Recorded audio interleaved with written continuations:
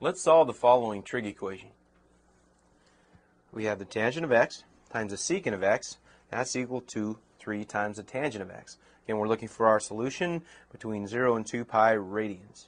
Alright, first thing, let's move the 3 tangent x to the left-hand side. So our transformed equation looks like the tangent of x times the secant of x minus 3 times the tangent of x. That's going to be equal to 0.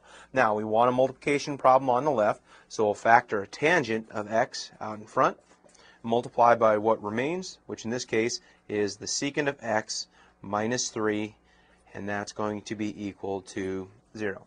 Now that we have our multiplication equal to 0, we can set the tangent equal to 0. So tangent x equals 0, and also set the secant of x minus 3 equal to 0. Now, the tangent of x equals 0, we know this to occur when x is equal to 0 degrees and also when x is equal to 180 degrees. Secant of x minus 3 equals 0, that's a little more involved. We need to solve for the secant of x. We know that the secant of x is equal to 3. We have to remember our reciprocal relationship between the secant of x and the cosine of x.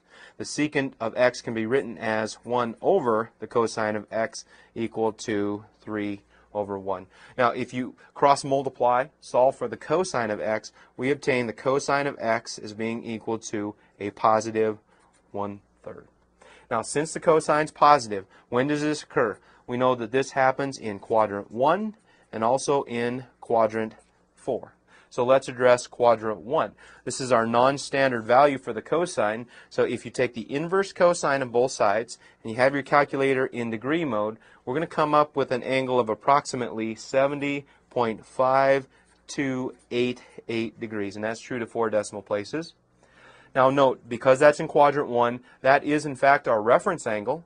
And we'll use that reference angle to find our solution in quadrant 4.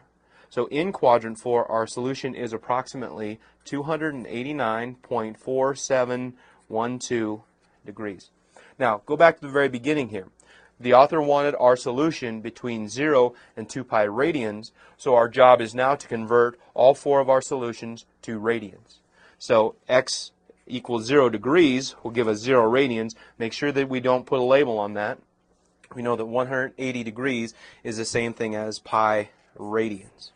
Down here with our decimals, it's a little bit more challenging. We're going to multiply each of those by pi over 180, and from that we'll get an approximate radian answer of 1.2310 for the first and 5.0522 approximately for our second. So we now have the 4 solutions to this trig equation between 0 and 2 pi radians.